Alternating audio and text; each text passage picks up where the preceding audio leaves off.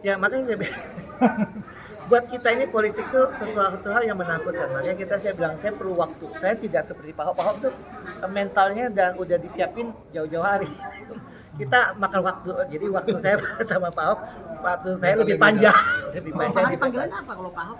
Kalau kalau saya tuh di kampung tuh dipanggil Aban sebenarnya. Aban. Wah, Aban ya. Aban. Cuma di sini lebih baik dipanggil Hari. Artinya Aban tuh.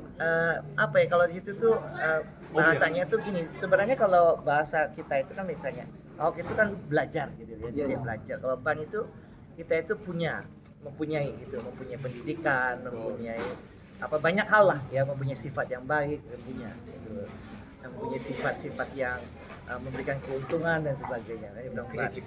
Kredibel. Pak, lihat mencegah korupsi Pak. Tadi kan ini kebijakannya Pak Ahok ini kan harus diteruskan gitu. Itu bagaimana Pak? Ini gini, saya bukan penegak hukum ya, tapi yang kita bisa lakukan adalah kita memberikan contoh kepada masyarakat bagaimana menjadi yang bagus untuk korupsi. Saya bilang dengan keterbukaan itu korupsinya itu akan berkurang karena semua bisa dapat dijelaskan dan mempunyai satu keterbukaan.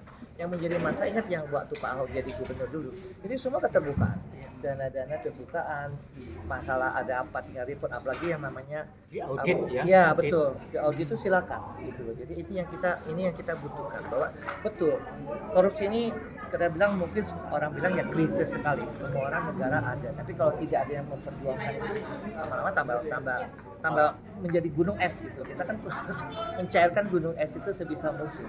Jadi kita memperjuangkan Waktu itu. kita masuk di politik ini disukai Pak Ahok atau didorong sama Pak Ahok? Itu pertanyaan. Jadi di dalam keluarga kita itu tidak ada yang namanya dorong mendorong. Jadi semua itu karena kita diajarkan oleh orang tua kita adalah yang paling penting itu adalah kemauan kita sendiri, bukan kemauan orang lain. Itu yang diutamakan. Jadi bahkan waktu zaman Pak Ahok mau jadi pejabat, jadi mau jadi bupati, wah kita semua takut setengah mati gitu. Udah minoritas mana ada nih orang ini ya. Tapi ketika Pak Ahok jalan menjadi bupati, dia sudah membuktikan banyak hal.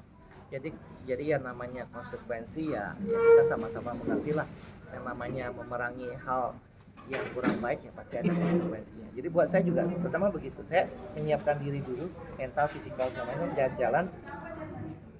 Saya mendaftar sendiri karena panggilan. Nah, ketika saya diterima baru saya kasih tahu Pak Ahok. Siap jadi garang, siap jadi terang gitu.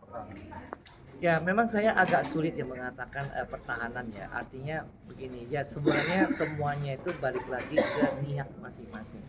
Saya memang kemudian itu banyak hal juga saya agak sedikit sensitif berkatakan banyak hal yang benar, banyak juga yang mungkin tidak benar. Tapi buat saya adalah sebenarnya satu hal niat saja. Saya tidak mau komentar terlalu besar ya.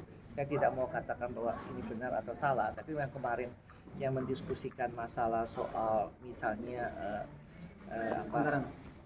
anggaran, barang-barang bekas, saya nggak mau nanti dicapin. Kalau menurut saya, opini saya gitu kan, sebenarnya kalau kendaraan bekas itu tidak masalah, itu menurut saya. Kenapa? Karena kita pun tiap hari naik pesawat bekas kok, mana ada airline yang kita pakai penerbangan itu yang baru, yang memang ada yang baru tapi tidak ada baru.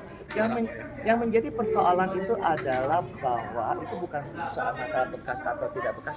Yang misalkan itu adalah standarnya apa gitu kan. Jadi standarnya minimum harus berapa tahun atau bagus segala macam. Yang menjadi persoalan itu adalah bagaimana pembeliannya gitu loh. Apakah melalui tangan kedua, tangan ketiga, apakah langsung dari pabrik. Nah, hal-hal itu buat saya diskusinya itu akan lebih penting daripada hanya mengenai barang-barang bekas atau tidak. Begitu opini saya. Wah, lawan jadi.